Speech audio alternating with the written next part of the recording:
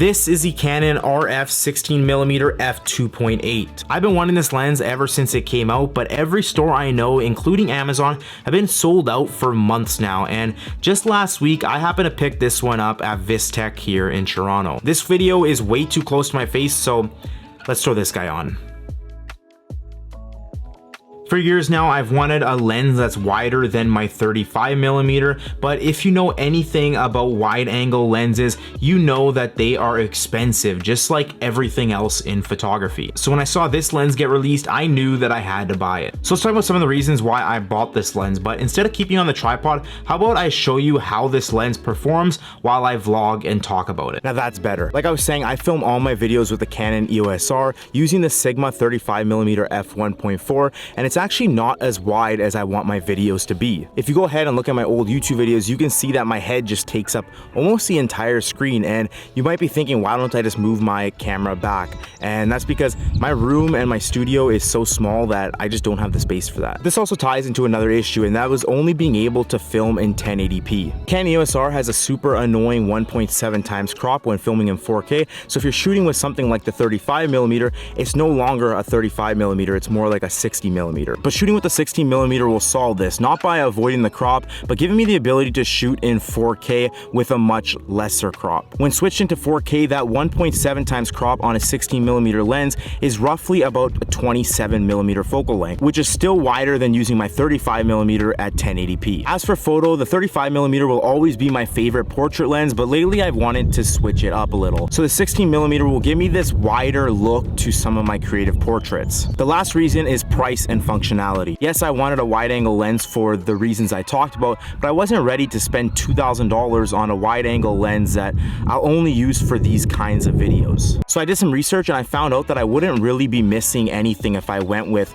the 16 to 35mm f2.8. I would always be shooting at 16mm anyway, and the 2.8 version doesn't have image stabilization just like this 16mm f2.8. The 16 to 35mm is also 5 times heavier and larger than the lens I'm using right now, weighing in at 1.74 pounds compared to this lens that comes in at 0.36 pounds. All of this for only $400 Canadian, and I think that's what makes this 16mm f2.8 prime a better option for people who are vlogging and creators. Sure, the 16 to 35mm is weather sealed. It's also an L series lens, which means better build quality and higher quality glass, and the autofocus is probably spot on every time. But hey, I've been filming this video on the 16mm prime f2.8, and I think it's been doing a great job holding up with the autofocus.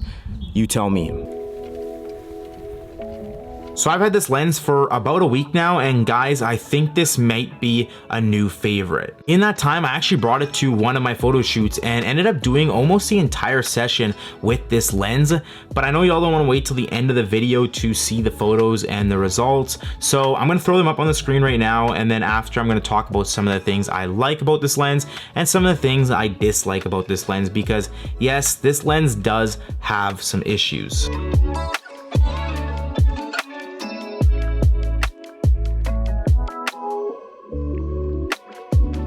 So for some of the advantages of this lens, I have to talk about how small and light this lens is. For comparison, it's about the size of the Nifty 50. When I was vlogging earlier, I could have vlogged the entire day. My arm did not get tired holding this setup. But a small and light setup like this has also changed the way I do things. Like going to my friend's house, or going for a motorcycle ride, or walking to the store. I usually never bring my camera with me because it's just so big to bring everywhere. But with this lens making this setup so light and portable, I have been bringing my camera everywhere, and that's what I want. I want to bring my camera everywhere I go to capture memories, talk about my day, and not be so restricted. Restricted is probably not the right word, but you know what I'm trying to say. It's much more portable and convenient.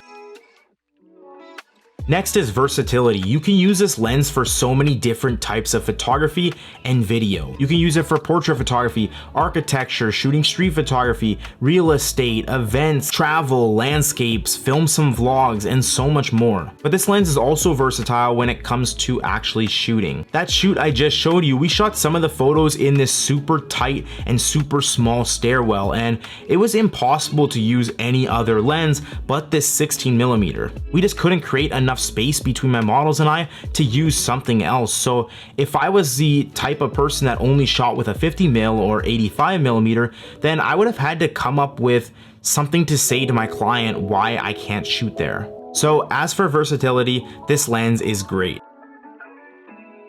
Another great thing that I like about this lens, well, I guess it's not specific to this lens, but wide angles in general, is the distortion and perspective this lens gives. If I go to the edges of the frame or I stay center and I come very close, you can see that I start to look funny. This is not so flattering for videos like this, but when it comes to photography, you can get really creative with this distortion. So for that same shoot, we switched up the scene and we started shooting in this bathroom. Now, this bathroom was so small. It must have been 2 feet by like 4 feet. It was super small. But when you look at this photo, it looks like the bathroom was bigger than it was. But that's a cool effect that distortion gives off. It looks like everything is distant and not right in our face. Just like this video we're filming here, it may look like I'm a couple feet away from the camera, but in reality, I'm touching the lens right now. It's only about a foot away from me while still capturing the entire room.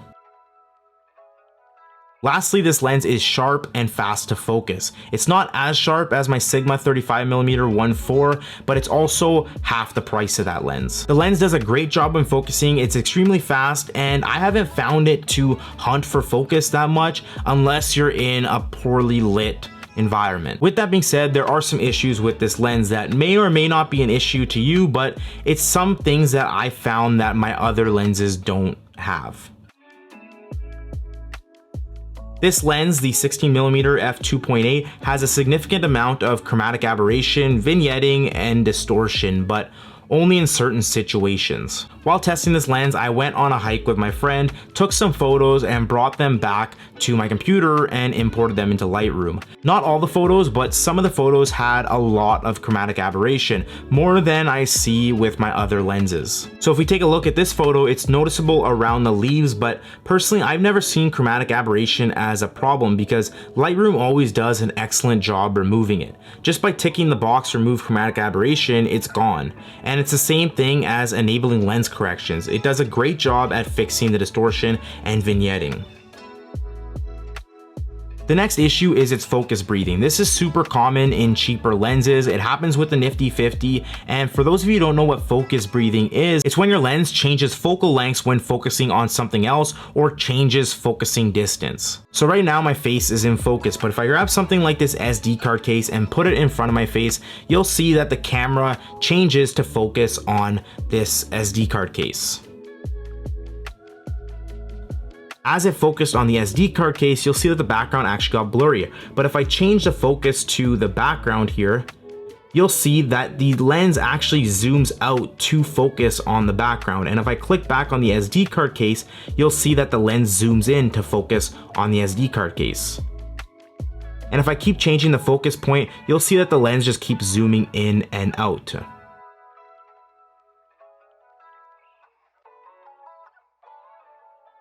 So that's focus breathing, but to be completely honest, I could care less considering you'll only really notice this if you shoot video and you're doing things like racking focus. I'll be using this lens for my YouTube videos, vlogging, and photography, so I'm not really worried about focus breathing at all.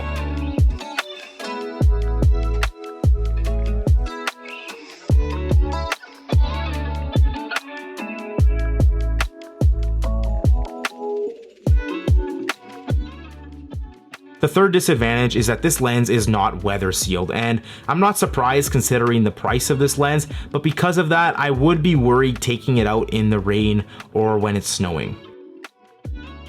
And lastly, there's no switch to go into manual focus. There's only one switch on the lens, and that's to control your manual focus when you are in manual mode, or to control whatever you set your control ring to. So for example, that can be shutter speed, ISO. I think mine is set to ISO right now, so you can see that that's changing as I spin it. But to actually switch into manual focus, you now have to go through your camera's menu, go find the autofocus setting and switch it from autofocus to manual. So you're probably asking yourself, should you buy it? If you're a photographer or someone like me who wants a good wide angle lens, then this is a no-brainer. Its aperture at its widest is 2.8, but in most situations that'll be more than enough. If you're shooting landscapes or real estate, you're gonna be using an aperture higher than 2.8. For portraits, 2.8 isn't gonna give you the most bokeh or background blur, especially because this lens has little to no compression being so wide. But if you know how to create separation between your subject and your background, you will get that blurry background you want. If you're a YouTuber or content creator and you're looking for a good wide angle lens for vlogging, then again, this is a no-brainer. It's 5 times cheaper than something like the 16 to 35 millimeter, and it also has some additional perks like being lighter and more portable. Plus, if you're doing a lot of vlogging, your arm is gonna thank you. If you're a videographer and you're looking to use this lens for professional video work, then I would actually recommend looking into something else. The focus breathing is there and it is noticeable, so depending on what you're shooting, you can actually get an unwanted zooming effect, changing the size of your subject and scene every time you switch focus. With that being said, let me know what you think about this lens down in the comments. If you enjoyed this video, make sure you hit that like button, hit that subscribe button, and hit that bell to be notified when I post a new video, and I'll see you next week. It's literally the smallest crack too. This border just chipped off. Now I have to refilm this entire thing that took literally hours to film.